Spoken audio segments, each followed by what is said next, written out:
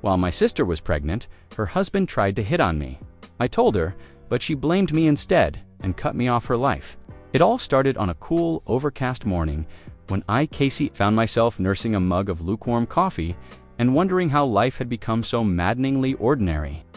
At 29, I had carved out a modest existence as a freelance graphic designer in Atlanta, a city of contradictions where Southern charm mixed with raw urban edge. I prided myself on being honest to a fault, fiercely independent, yet never one to shy away from family drama. But nothing could have prepared me for what was about to unfold. I grew up in a family that was as loving as it was complicated. My sister Rachel had always been my closest confidant, even when our opinions clashed. Rachel was now expecting her first child, her life painted with the rosy hues of impending motherhood and a seemingly perfect marriage to Mark. Mark, with his easy smile and slick manner, was the kind of guy who could talk his way out of anything. I used to joke that he'd sell ice to a polar bear. Yet beneath that charm lurked an undercurrent I'd never suspected. On that fateful morning, while scrolling through my messages, I noticed something off, a string of texts that weren't meant for me, but somehow landed in my inbox, were oddly flirtatious, laced with innuendo and coy compliments that didn't fit the picture of a supportive husband. My heart began to pound as I reread them, each word etching a deeper sense of betrayal into my gut. What the hell? I whispered to myself, the taste of bitter coffee suddenly intensifying the shock. I remembered the previous evening at a family dinner, a cheerful affair that had taken a slightly awkward turn.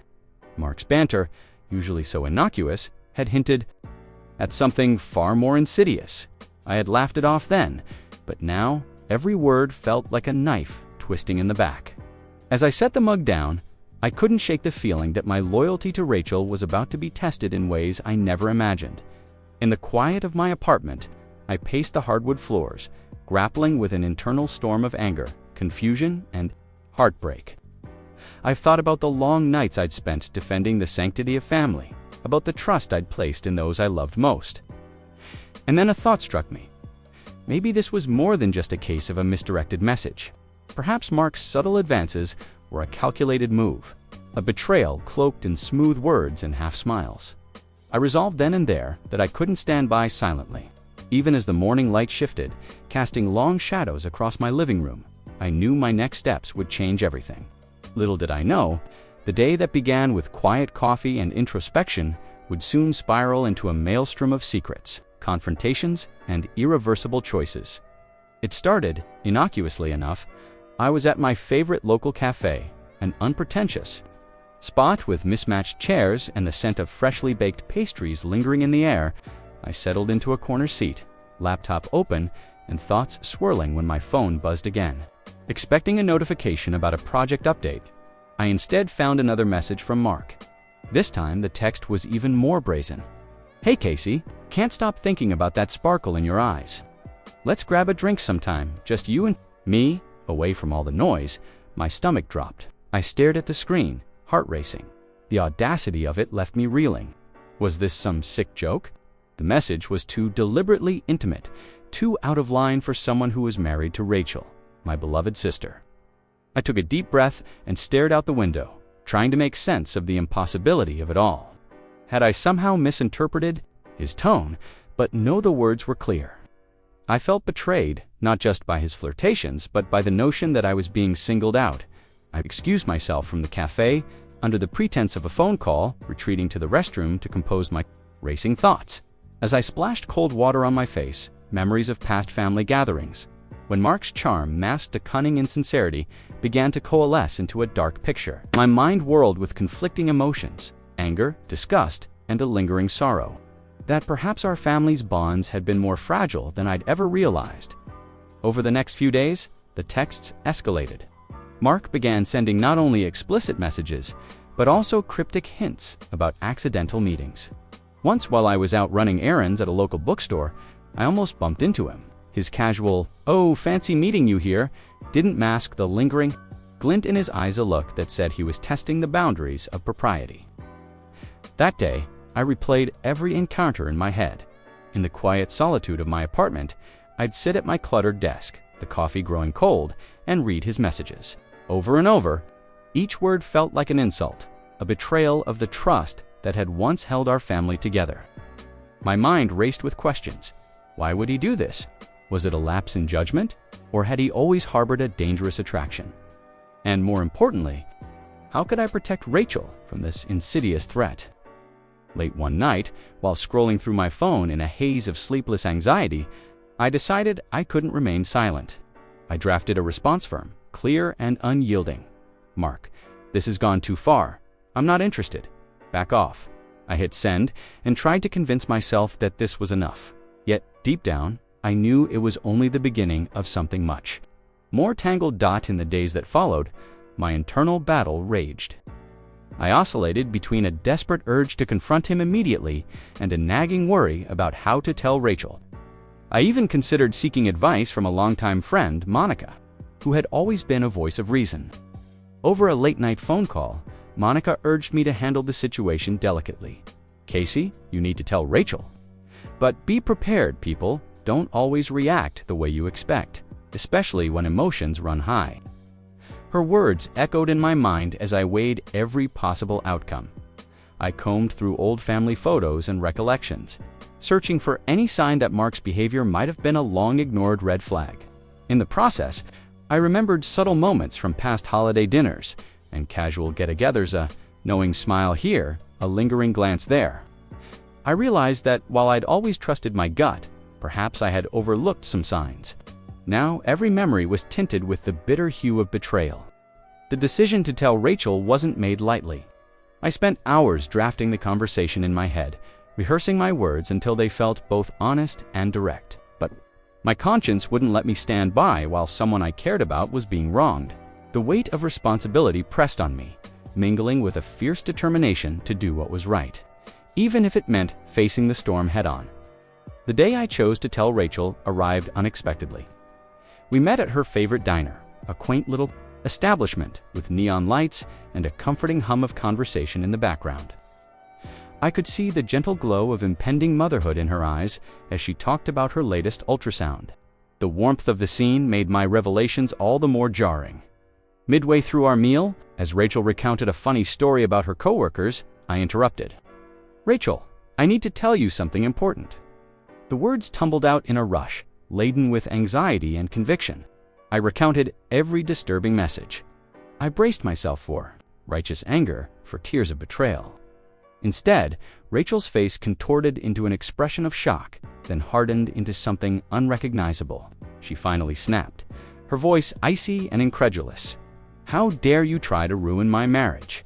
The words hit me like a freight train. My heart shattered as I realized that, instead of anger at Mark, the blame was being redirected at me. I tried to explain, to show her the incriminating texts, but her eyes flashed with a mix of hurt and fury. You always think you know better, she spat. Now you've gone and done this. I can't trust you anymore. In that instant, our bond fractured irreparably. I left the diner with a heavy heart, the taste of betrayal bitter on my tongue, and the dawning realization that nothing would ever be the same. Over the following days, the fallout rippled through our family. Phone calls went unanswered. Old friends turned into cautious strangers. I found myself alone with the painful truth that sometimes doing what's right only brings isolation, and that in the tangled web of family, loyalty can be as fragile as glass. A few weeks later, our extended family gathered for an annual reunion at a sprawling countryside estate, celebration that was meant to heal old wounds and forge new bonds. The air was thick with the scent of barbecue, laughter, and the bittersweet undertones of unspoken grievances. I tried to blend into the background. Dinner, as I sat at a long wooden table with relatives chatting about the good old days. Mark was there too, his easy smile now a mask that barely concealed the tension simmering beneath. I felt the weight of every unspoken word, every memory of our recent clash, and knew that the storm was far from over. The atmosphere shifted abruptly. When Uncle Jim, who had always been blunt, casually mentioned an odd conversation he'd overheard between Mark and another cousin. The details were vague, but the implication was clear. Something was amiss in Mark's behavior. As whispers spread like wildfire, I could feel the eyes of the family turning toward me, a silent accusation that I had been the catalyst for this chaos. unable to contain the boiling anger any longer. I stood up, my voice trembling with both rage and sorrow. "Enough!" I shouted, drawing every gaze to me. "I'm tired of secrets and lies. I've told you all what I know about Mark's behavior, the messages, the secret meetings, and yet somehow, it's my word that you question." Gasps and murmurs filled the room as I laid out the evidence once more, every word charged with raw emotion. "How can you be so sure? You've always been so judgmental." The room erupted into a cacophony of voices, some supporting me, others siding with Rachel, and a few desperately trying to calm the escalating chaos. In the midst of the uproar, a voice from the back cut through the clamor, a cousin who had been quietly observing the spectacle. "I saw Mark at the diner last month." The revelation added another layer of complexity to the situation, igniting whispers of scandal and betrayal. As emotions ran high, I was forced to confront not only the duplicity of Mark, but also the painful reality that my sister's blindness to his behavior might have been deliberate. Amid the clashing voices, Rachel's eyes filled with tears, not of remorse, but of a deep-seated pain that hinted at secrets of her own. In a moment of unguarded vulnerability, she muttered, "You think you know everything." The unexpected confession sent ripples through the gathering, and for a heartbeat, the blame shifted the narrative in ways I hadn't anticipated. That night, after the reunion had dissolved into fractious clusters of relatives retreating to quiet corners or storming out, I found myself alone on the back porch under a starless sky. The cool night air did little to soothe the fiery turmoil within me. I replayed the events over and over in my head, each accusation, each defensive retort, and realized that I was at a crossroads. I could continue fighting a battle that had grown beyond my control, or I could step away and preserve what little dignity I had left. The confrontation had left scars on all of us. Mark's calculated denials, Rachel's shattered trust, and my own wounded pride had intertwined into a painful tapestry of regret and lost innocence. I remembered Monica's advice, her insistence that truth was worth the cost, even if it meant standing alone. But as I stared at the dark horizon, I wondered if truth could ever heal, or if it only deepened the chasms between us. In a final, a retired professor with a penchant for philosophical musings is lonely and riddled with sacrifice. "You did what you thought was right, Casey," he said. "But remember, truth is a double-edged sword. Use it wisely and be prepared for the cost." Armed with that bittersweet counsel, I resolved to stand by my actions. The next morning, as the first rays of dawn crept over the estate, I confronted both Mark and Rachel one final time. In a tense, heart-wrenching dialogue that saw no easy answers, I laid bare not only the evidence of Mark's transgressions, but also the complex web of hurt and misunderstanding that had ensnared us all. Accusations were hurled, defenses were raised, and amid the emotional rubble, I realized that no single person was entirely to blame. The truth, it seemed, was as murky as the dark undercurrents that had led us here. Just as I thought the storm might finally subside, an unforeseen twist shattered any lingering hope of reconciliation. A long-lost letter surfaced, a letter from Rachel, written years ago in a moment of vulnerability, hinting at her own struggles and the heavy burdens she'd carried silently. The letter, discovered by a family friend and reluctantly shared at the reunion, revealed that Rachel had long felt isolated and misunderstood before Mark entered her life. It hinted that perhaps her fierce defense of him wasn't born solely out of blind loyalty. Coming at the climax of an already volatile night, transformed the entire narrative. The moral lines blurred further. Here was a woman who, in her own quiet torment, person who had dared to speak the truth. In that charged moment, I realized that the battle wasn't simply about Mark's betrayal. It was about the tangled mess of emotions, insecurities, and unspoken pasts that had defined our family for years. The climax of that night left me exhausted and broken. The family, once united by shared history and unconditional love, now stood divided, each member grappling with their own demons. I, too, was left to wonder if the price of honesty was to steep in exposing one lie. I had unspooled a tapestry of wounds that might never fully heal. In the days that followed the explosive reunion, the silence in our family grew heavy and unyielding. I retreated into a solitary routine, long walks through quiet neighborhoods. late-night journaling sessions where every raw emotion spilled onto the page, and long, contemplative phone calls with Monica, who remained my steadfast confidant. The public fallout was relentless. Whispered rumors, cautious glances, and estranged phone calls became the new norm. Yet, amid the chaos, I began to find solace in the slow, painful process of self-forgiveness. I spent countless hours reflecting on the events that had unraveled so dramatically. I reread the messages from Mark, revisited that fateful conversation with Rachel, and even studied the cryptic lines of her long-hidden letter. Each piece of evidence, each painful recollection, forced me to confront not only the betrayal of a husband, but the fractured nature of trust itself. I realized that while I had been adamant about revealing the truth, I had also underestimated the complexity of human emotion.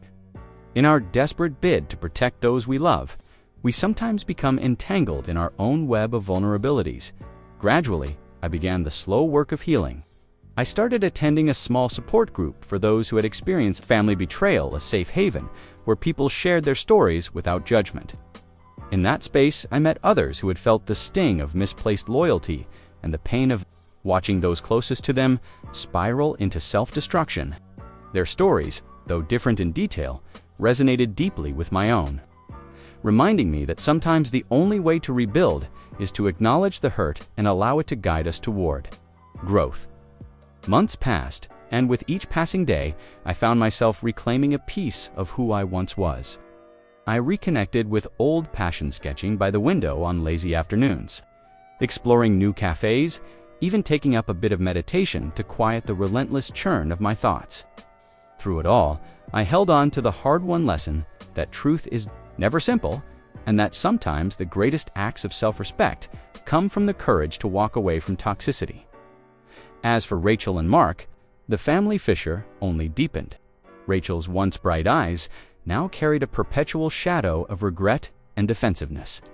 Mark, ever the silver-tongued charmer, managed to salvage what remained of his public image, though the whispers of scandal still followed him like ghosts. Our family gatherings became sparse, and the rift between us grew ever wider. Yet in the midst of the heartbreak, I discovered an unexpected liberation and newfound ability to set boundaries and to prioritize my own emotional well-being above the demands of a fractured family. On one quiet, reflective evening, as I sat on my back porch watching the twilight merge with memories of a once happy past, I penned the final lines of my story in a battered journal. I wrote not as a victim, but as someone who had survived the brutal truth of betrayal, who had learned that sometimes the hardest truths are the ones that set you free. I did what I believed was right. I scribbled, even when the cost was everything I once held dear. The words resonated in the stillness of bittersweet echo of pain, resilience, and the promise of renewal. Now, as I look back on those tumultuous months, I realize that no matter how deep the wounds, there's always the possibility of healing. My sister and I may never reconcile fully, and the scars of that fateful confession will remain as a testament to our imperfections. But in choosing honesty over comfort, in accepting the cost of truth, even when it meant standing alone, I discovered that real strength lies not in never faltering, but in daring to be vulnerable in a world that so often demands perfection. This is not a tale with a neat, happy ending.